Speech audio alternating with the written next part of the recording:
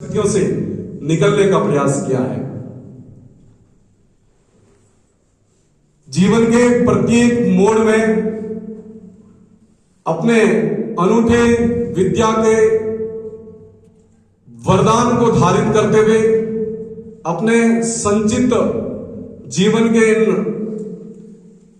अनुभवों को साझा करते हुए आप सभी युवाओं को एक प्रेरणा देने का प्रयास किया है कि जीवन में किसी भी प्रकार की विपरीत परिस्थितियां आ जाए, जीवन में किसी भी प्रकार का कोई संघर्षमय मोड़ आ जाए तो थकना मना है।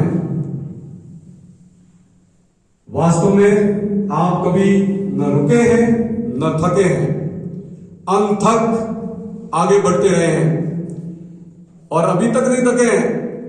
आपकी षष्ठी पूर्ति 2 साल पहले ही हो चुकी थी, अर्थात आपने 60 वर्ष एक रेखांकन, कहा जाता है हिंदी साहित्य के सुकुमार कवि सुमित्रानंद पंत ने कहा है, उनकी आत्मकथा का नाम है 60 वर्ष एक रेखांकन, कि 60 वर्ष के बाद में एक रेखा खिंच जाती है, उसके बाद में जीवन का पड़ाव उतराव उपत्यका शुरू हो जाती है। लेकिन जहां तक मैं समझता हूं, जैन साहब ने 60 वर्ष की उस रेखा को, जो शायद ऐसे समतल थी, आपने ऐसे चढ़ान पर चढ़ा दी है। तो अभी आप उस चढ़ान पर पहले पायदान पर हैं और उसी पायदान पर आप 2 कदम और आगे बढ़ चुके हैं। जोरदार अभिनंदन कीजिए तालियों से जैन साहब कि संघर्ष जीवन का महासागर है और संघर्ष में छुपा हुआ हर पल एक उपहार है। उस रूप में आपने अपने जीवन को सिंचित किया है, जिया है।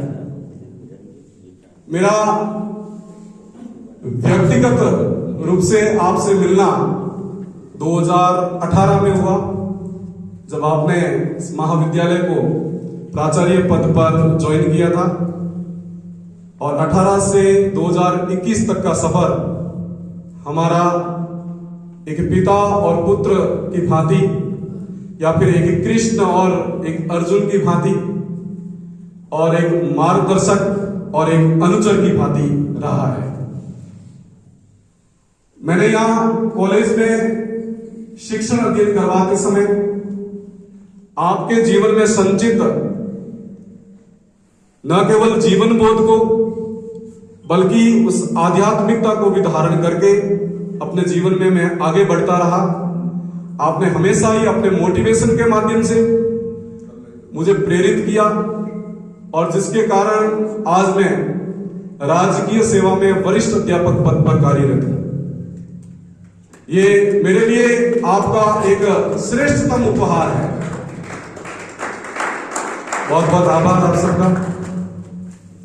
और उस संचित मेरे ऊपर वो आशीर्वाद स्वरूप जो उपहार आपने मुझे प्रदान किया है, उसको अगर मैं कुछ शब्दों के माध्यम से इस आत्मकथा लेखन में संपादन करने में अगर मैं उस गिलहरी जितनी भूमिका निभा दूं